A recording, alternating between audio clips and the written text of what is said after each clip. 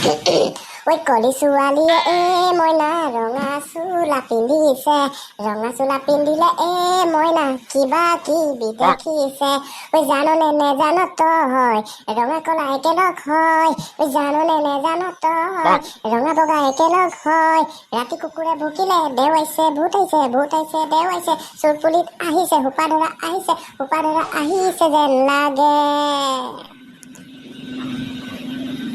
আইও কলিজা মাক, এইবাৰ আগতে কিহত পালিগে? এইবিলাক তই নুবুজিবি, নুবুজাতো মই নুবুজো, কিবা এটা হলো কিবা এটা বুজিছো আৰু দে। কি গান গাইছ যে তই আৰু দে দে দে হ'ব দে, আজিলৈ ক্লাছটোকে আৰম্ভ কৰোঁ এতিয়া আৰু দে। ষ্টাৰ্ট কৰক ছাৰ। আজি এটা গুৰুত্বপূৰ্ণ ৰচনা মাতিব দিম। বিষয়টো কি হ'ব ছাৰ? বিষয়টো হ'ব প্ৰেম প্ৰেম প্ৰেম। কি বিষয় বাছনি কৰিছে ছাৰ আপুনি? খাটাৰা বিষয়, কিন্তু তাৰ আগতে মই কেইটামান ডেঞ্জাৰ প্ৰশ্ন সুধিম তহঁতক।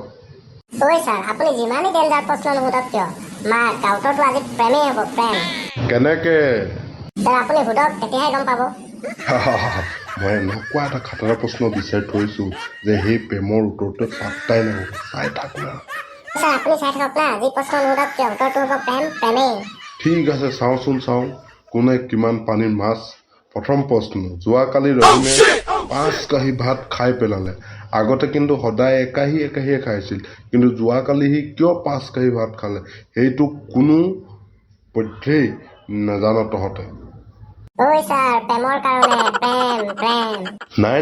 নাই উত্তৰ হোৱা নাই তোৰ। হৈছে ছাৰ। কেনেকে হৈছে? যুক্তি দে, যুক্তি দিলে মই গম পাম হৈছে নে নাই হোৱা।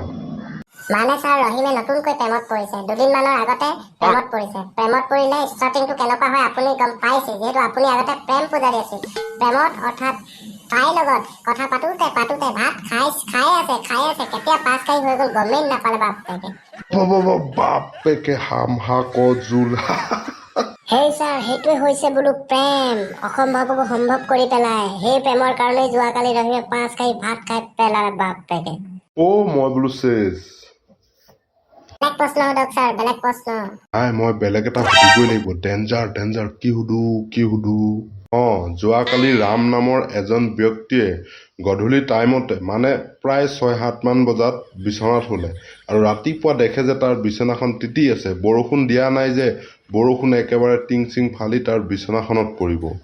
কেছটো কি তাৰ বিষয়ে আলোচনা কৰ। তাৰ বিচনাখন তিতিল কেনেকৈ? ছাৰ, ইয়াৰ উত্তৰটো হ'ব প্ৰেম। প্ৰেম? সেইটো আকৌ কেনেকৈ হ'ল? ছাৰ, ৰাম নামৰ ব্যক্তিজনে নতুনকৈ প্ৰেমত পৰিছে আৰু যোৱাকালি সন্ধিয়া 7 মান বজাত গাৰ্লফ্ৰেণ্ডৰ লগত কথা পাতি বিচনাত শুলে। গাৰ্লফ্ৰেণ্ডৰ লগত মোবাইলত ইমানেই কথা পাতিলে যে কেতিয়া টোপনি গ'ল পাত্তাই নাপালে। যিহেতু শোৱাৰ আগত প্ৰস্ৰাৱ নকৰাকৈ শুলে, তাৰ পাছত টোপনি গ'ল আৰু টোপনি যোৱাৰ পাছত ৰাতি ইমানেই পেচাব বেছি হৈ গ'ল যে বিচনাতে মুতি পালে। ৰাতিপুৱা দেখিছে মোৰ বিচনাখন দেখোন তিতি আছে, কাৰণ সি মুতি পালে। হয় ছাৰ, আল্টিমেটলি তাৰ বিচনাখন তিতি থকা কাৰণটো প্ৰেমেই হ'ল না ছাৰ। প্ৰেমৰ কাৰণে সি ৰাতি পেচাব কৰিব নাপালে, পেচাব কৰিব নোপোৱাৰ কাৰণে বিচনাতে মুতি পালে।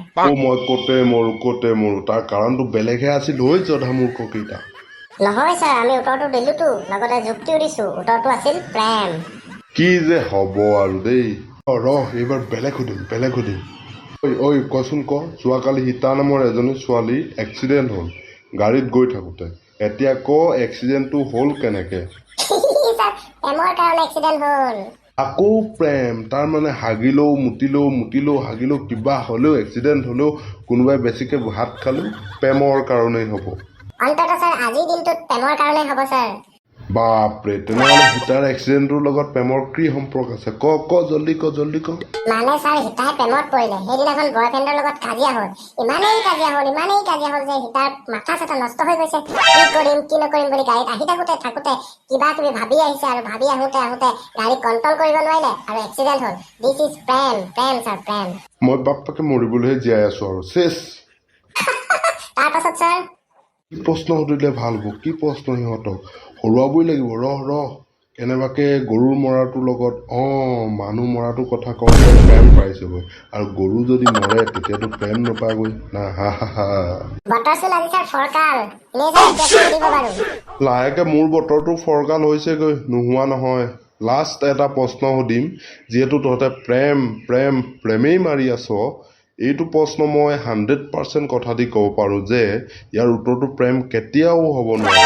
দেখিলে লিখিম নহয় ছাৰ, প্ৰশ্নটো সোধক।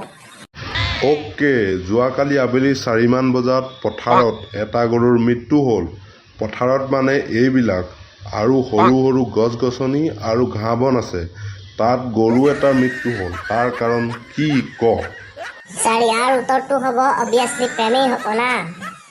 নহয় বোপাই, সেই গৰুডালনো কাৰ লগত প্ৰেম কৰিছিলে নে যে কাৰোবাৰ লগত কাজিয়া লাগি মৰিলে? সেইটো কথা নহয় ছাৰ, গৰুটোৱে প্ৰেম কৰা নাছিলে, কিন্তু গৰুৰ মালিকহে প্ৰেম কৰিছিল।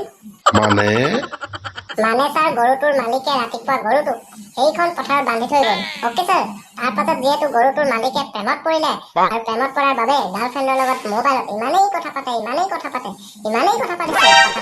পাতোতে বান্ধি থোৱা সেই গৰুটোক আহি চাবলৈ সময় নাপালে, মানে পাহৰিয়ে থাকিলে। নোচোৱাটো নাচালেই, সেইকাৰণে গৰুটোৱে ইফালে সিফালে চটফটাই পৰিছে, কাৰণ সেই একেই টুকুৰা ঠাইতে ঘাঁহ খাই থাকোতে ঘাঁহ শেষ হৈ গ'ল, লগতে পানী পিয়া লাগিছে, সৰু সৰু গছো আছিল, আৰু ইফালে সিফালে ঘূৰোতে ৰছীডালে সিজোপা গছৰ লগত মেৰিয়াই ল'লে, আৰু লাষ্টত গৈ উশাহ নাপালে গৰুটোৱে, আৰু 4-5মান বজাত মৃত্যু হৈ পৰিল। ছাৰ মিছা ক'লে কিডাল হ'ব ছাৰ, সেইডালে প্ৰেমত পৰিলে, প্ৰেমত পৰাৰ কাৰণে গৰুটোক চাব নাপালে, সেইকাৰণে চটফটাই গৰুটো মৰিলে। আল্টিমেটলি তাৰ কাৰণটো ছাৰ প্ৰেমেই হ'ল ন। হে প্ৰভু, মই ক'তে মৰো, তাৰমানে চব আজিৰ দিনটোত প্ৰেমেই উত্তৰ। আইঅ, ৰচনাখন কি হ'ব এতিয়া? ভাবি লওক ছাৰ, এই গোটেইবোৰ এখন ৰচনাৰ বিষয়ে আছিল, প্ৰেম। মই চেছ। প্ৰেমক চোৰে মোৰে পালে।